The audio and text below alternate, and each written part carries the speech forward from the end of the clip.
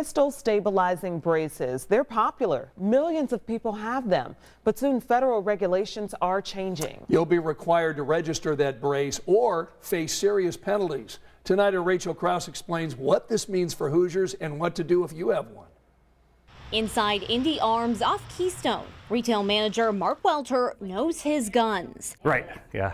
But even he finds the ATF and Department of Justice's new rules regulating pistol braces to be, well... It's extremely confusing. New federal regulations for pistol stabilizing braces were announced just last week, but the braces themselves have been out for years. So the original intent of this device was to enable people to shoot the gun like this one-handed with a greater degree of stability.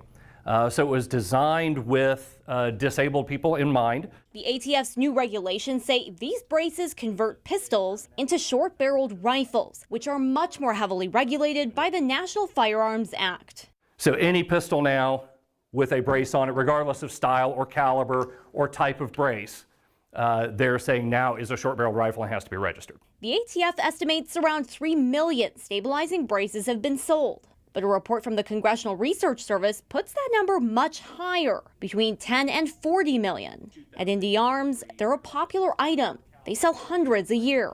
And for some guns, they require the braces on their shooting range. But we don't allow a gun in this configuration to be shot on the range just because we've had issues with people not being able to control them, shooting the floor, shooting the wall, shooting the ceiling, that sort of stuff. So we have required a brace on the pistols like that. Welter says this sudden crackdown on these braces is confusing and frustrating for owners and for dealers. He's hopeful legal action will require the ATF relax these new rules. You know, if they'd have done that on day one back in 2012, if they'd have looked at that submitted product and go, yeah, that's a stock, we wouldn't be having this conversation, you know. But because they allowed that in one form or another for a decade, you know, and there's millions of them out there now, I think it's too late for them to put the genie back in the bottle.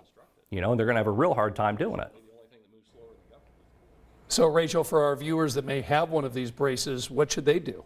Well, anyone who owns one of these pistol stabilizing braces will soon be required to remove it from the pistol, turn the firearm into the ATF, or destroy it. But if you want to keep it, you can register it federally within the next 120 days, tax-free. But if you do not register it, the ATF says it will then be considered an unregistered short-barreled rifle with the potential for up to 10 years in prison time, 10 grand in fines, or both. Okay. Interesting story. Affects a lot of people. Rachel, thanks.